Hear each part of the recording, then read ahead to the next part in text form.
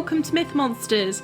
My name is Erin and I'll be your host for these little snack bite podcasts on folklore and mythical monsters from around the world. These podcasts focus on the actual cryptids, folklore and mythic monsters from global mythology, rather than focusing on the full stories of heroes and their big adventures. I'll also be dropping in some references that they have to recent culture and where you can see these represented in modern day content so that you can learn more and get as obsessed as I am with these absolute legends of the mythological world. Now, I know a lot of you loved my little man-eater jingle from the Jorogumo episode a few weeks back, and I just wanted to pay a homage to another great tune for this week's monster. Please enjoy. Mothman, there's no need to feel down, I said Mothman. Lift that man off the ground, I said Mothman. 'Cause you're in a new town and there's kids to be abducted. 'Cause you're a really big M-O-T-H, a really, really big M-O-T-A-H. You have big flappy wings, creepy glowing red eyes, and the element of surprise. The rights to those lyrics completely go to a couple of Tumblr users who wrote this version. I found them on BB's ones, so thanks for that. You can find a much better version of the actual YMCA song on YouTube with the Mothman lyrics, highly recommended. So Mothman is who our episode is on today. He's a cryptid, so kind of different from our normal monsters that we've covered. So let me tell you about them before we get into specifics about our monster of the week. Oxford Dictionary defines cryptids as an animal whose existence or survival is disputed or unsubstantiated, such as the Yeti. Other examples of these are Bigfoot, Nessie, Yowies, and even the Jersey Devil, which we looked at in our second episode. Now, Mothman, other than Nessie, is my favourite cryptid of all time, and you know why? Because he's ridiculous, and the name is so unimaginative that it just makes me laugh hysterically whenever I hear something about it. Now, Mothman is described as a 5 to 9 foot tall man and moth hybrid, with giant red eyes, massive wings, and antennae included. The details of his face have never really been revealed. However, one witness who saw his face clearly could only say that it was horrible and monstrous. She went on to have horrific nightmares about him and then actually suffered a mental breakdown. Anyone who seems to get a close look at Mothman seems to suffer from extreme fear and psychological distress, sometimes lasting for months or even years afterwards. People have even said that a sense of pure evil overcame them when they saw Mothman's eyes. He's reported to have a wingspan of 10 to 15 feet wide and can actually fly up to 100 miles per hour. But no one has ever reported him flapping his wings. Apparently he just kind of shoots up into the air and can glide super fast on the wind. Despite all this, he's been said not to be aggressive towards people, but will stalk and follow cars in the area he haunts. He's only ever been seen in a specific place, which is called Point Pleasant in West Virginia, USA, but he's now been reported several times in the last 60 years. Mothman has specifically and mostly been seen around what residents of the town call the TNT zone of Point Pleasant. This is basically where a whole bunch of munitions factories were in World War II, and funnily enough, they used to make TNT there. Now it's just a bunch of old hangars and it's creepily abandoned. Apparently a lot of kids hang around there in the night to look for a hookup or doing teenager stuff. Hey, I'm no snitch. I'm not going to tell you what they get up to. Jeez, snitches get stitches and teenagers are so much scarier than Mothman. Speaking of sightings, let's get into those, shall we? Apparently the first sighting of Mothman was when a group of 5 guys, not the restaurant chain, were digging around some graves in the area on the 12th of November in 1966, when they saw a brown human shape with wings fly off behind them and fly over their heads. However, this sighting was not told to the public, and the first sighting described in the media happened just 3 days afterwards. So the first proper reported sighting of Mothman was reported on November 15th, 1966, when 2 young couples, Roger and Linda Scarberry, and Steve and Mary Mallet told the police that they had seen a large grey creature whose eyes reddened when the headlights of the car hit it. So they said that as soon as they went through this TNT zone, that it was shaped like a man, but bigger, maybe 6.5 or 7 feet tall, with big wings folded up against its back. It then followed their car overhead and all the way to the highway. They actually reported this to the police and they were so frightened that the coppers did go and check it out, and obviously they didn't find anything. Now, eerily enough, the same evening, a builder called Noel Partridge was watching TV when the screen suddenly went dark. He said that the screen started making weird sounds and showing blurry pictures. In the hubbub, his dog, called Bandit, was also very riled up and started howling at the hay barn, which was about 150 yards away from the house. When Noel turned his flashlight on, he had 2 circles that looked like eyes staring back at him. Bandit raced off across the property, and even though they tried to call him back, he did not return. Apparently Noel was so scared he went back inside and slept with a gun loaded, propped up against his bed. Bandit never came back, and a few days later Noel read about the experience that the 2 couples had, and in the report Roger Scarborough said that he had seen the body of a dog near the roadside just before Mothman appeared. Another incident happened not too long after when a couple and their infant daughter were visiting friends in the neighbourhood of the TNT zone. They were heading back to their car when a figure appeared behind it. They said that it seemed like it had been lying down, slowly rising up from the ground, large and grey with glowing red eyes. They got back into the house and phoned the police, but as they did, they heard the creature walk onto the porch and saw it peering in through the windows. By the time the police got there, obviously it had gone. This story really freaks me out. I really don't like the idea of this at all.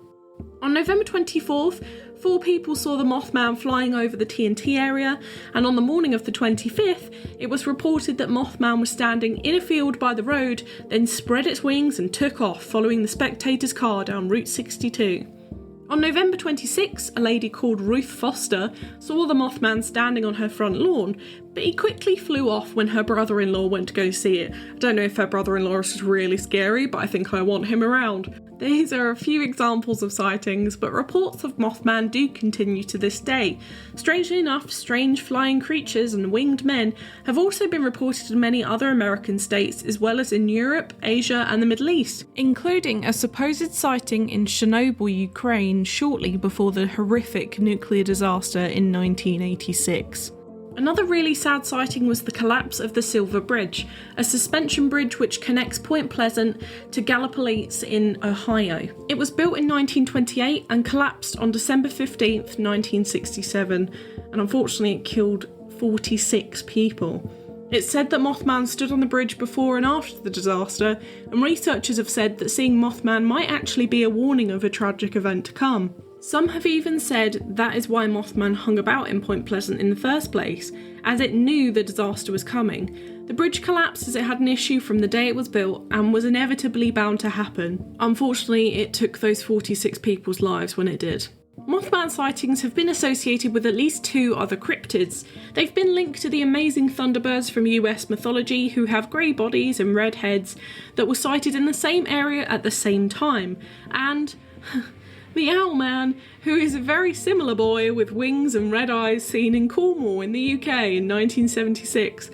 We're going to cover Thunderbirds another time. That, I'll be honest, there's not really much else to say on Owlman. I'll consider making an episode about him, but for now you have to live with it. Also in the same kind of area known as the Appalachia, where a whole bunch of mountains are situated across the northeast states, other big name cryptids have originated, such as Bigfoot, sheep squash, I know, the brown mountain lights, moon-eyed people and the Flatwoods monster, as well as the Bell Witch hauntings to name a few, so it might just be a breeding ground for really spooky cryptid stories. Mothman is most often believed to be either a crane or an owl. Due to the glowing red eyes and wings, when you shine a light at either of these creatures, their eyes will reflect. Some sightings have even been disputed, saying that they were bike lights.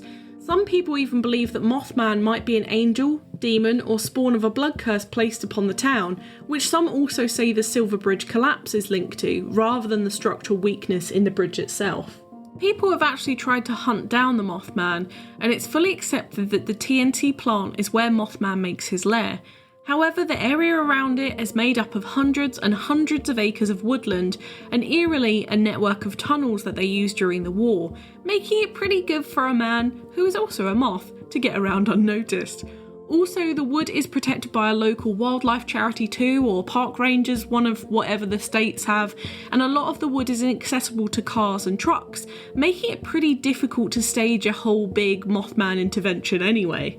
There also have been no photos that show Mothman, although there have been a fair share of hoaxes, including of supposedly Mothman standing on a bridge. However, it was very literally a piece of the bridge that was starting to fall off. Literally a piece of metal. Any pictures that have been taken, quote unquote, are most likely doctored, or they're just made for artistic purposes. But I would highly recommend checking them out anyway to see how he would look if he existed in real life. Before we even start with the media in this case, I've just got to say that Mothman is one of the most popular cryptids in the world. I'd not heard of him until my late teens, but considering what a sleepy little town he comes from, he's really quite famous. You can put him up there with the Bigfoots and the Nessies of the world, I think, especially within the millennial and Gen Z generations. Okay, but firstly, art. If you just Google Mothman, you will find 1,000,001 amazing independent artists drawing Mothman by content creators all over the world. But in terms of official stuff, and hold on to your hats for this one, there is a full-size statue of Mothman in Mount Pleasant. And even better, people hysterically leave offerings to it sometimes. I've seen cans of beans with chantings of beans, beans, beans, beans, being given to Mothman on TikTok. It's a 12-foot tall metallic statue created by sculptor Bob Roach in 2003. Honestly, Google it please. It's hysterically funny that it even exists. I'll put a photo on the Twitter too. Now we're going to talk about something a little odd for this section, but it's 100% worth talking about because Point Pleasant actually holds an annual Mothman Festival every year. Legit, I'm not pulling your leg. They held the first one in 2002 and it's been going ever since, with more and more people coming each year. The town thought this would be a great way to bring in tourism, and it definitely worked. The average attendance for Mothman Festival is estimated to be 10 to 12,000 people per year. The festival is held on the third weekend of every September with panels, guest speakers, exhibits, pancake eating contests, and even hayride tours of apparent sighting zones. This sounds like my kind of festival, to be honest. I would totally destroy that pancake eating competition, and I would 100% dress as Mothman. In addition to this, the Mothman Museum and Research Centre opened in 2005, which is basically a massive museum dedicated to all things Mothman. They even have a shop with souvenirs. Now this next bit is my favourite fact, and you may have seen this last year, but in June 2020, during the BLM protests and the worldwide tearing down of famous racist statues, there was a petition going around for all the Confederate statues in the US to be replaced with Mothman ones. As of the time of recording, which was Monday the 3rd of May, it has nearly 20,000 signatures, count my own as one of them. I'll pop the petition in the description of this episode if you wanted to add your signature. I genuinely think this is a good idea. Let's tear down all racist statues and let's replace them all with Mothman, because who doesn't love Mothman? Okay, Erin, enough with the fangirling. Let's talk about actual media. So movie-wise, you've got an actual movie based off of Mothman called The Mothman Prophecies that came out in 2002 with Richard Gere and Laura Linney. I'll be honest, I've not seen it, but it does have a Rotten Tomatoes rating of 52%, so I'm not entirely sure if it's worth it. But if you're super into Mothman, then why not, right? It's based on a book of the same name written by John Keel. The book is apparently much better, so I'd probably advise reading this rather than watching the movie. In TV, he's in Monsters and Mysteries in America, which I actually watched for the first time a few weeks ago. Mothman is actually mentioned in the first episode by some guys that were hanging around the TNT zone. He's also in the same kind of show called Mountain Monsters, where they try and hunt these kind of monsters down. And lastly, there's a documentary called The Mothman of Point Pleasant from 2017, which is a retelling of the couple story I told towards the beginning of this episode.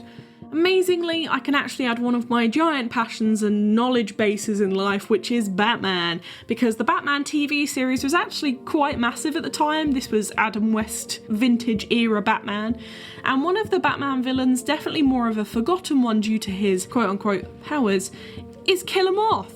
Real name, Drury Walker. He's described in the comics, the older and more comical ones at least, being in a ridiculous Adam West style moth costume with a garish green, purple and orange jumpsuit. With this, he also has a cocoon gun and has a whole bunch of moth pun gadgets such as the Mothmobile and Moth Signal. Honestly, it's brilliant. I don't know. Oh, it's just amazing.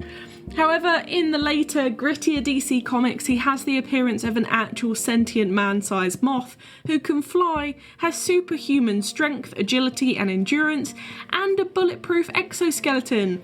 The worst power, and probably the best, is that he can secrete a people-dissolving acid from his bod. How lovely.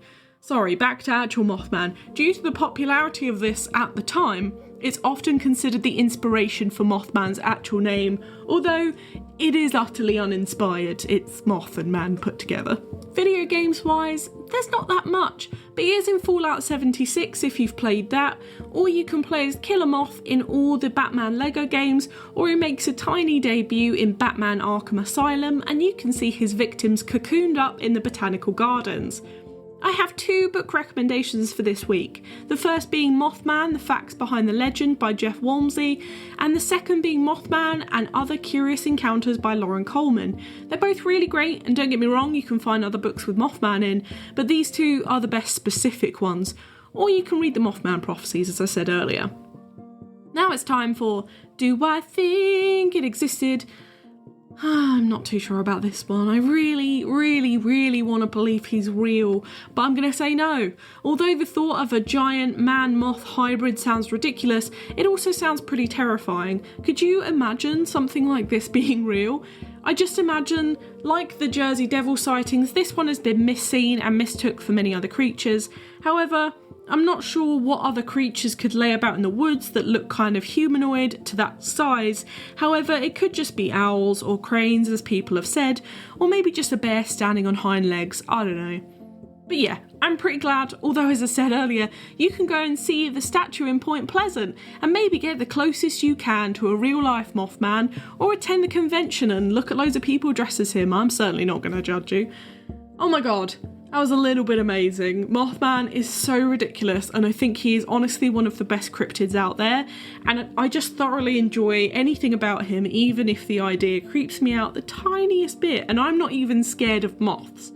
Also, I'd just love to give a quick shout out to the fabulous artist creator this week, Gardner, who makes the cutest merchandise with some of the monsters and cryptids we've covered or are yet to cover, including stickers, plushies and clothing. I've got a Mothman plushie on order and I'm so excited. Hopefully I'll have it by Thursday and I'll pop a picture on the Instagram. You can check out their stuff on Depop or Redbubble at linktree/Leonion, or follow his Instagram at LeonLionMan.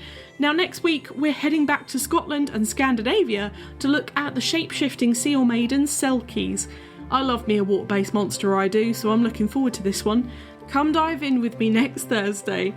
For now, thank you so much for listening. It's been an absolute pleasure.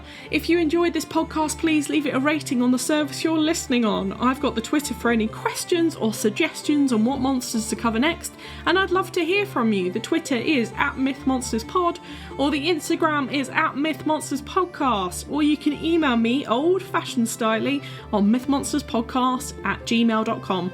And please share this with your pals. They might love me as much as you do. Let's get this word out there. I've seen so many people from across the world come and listen, and I just want more because I'm greedy and I want to talk to you all.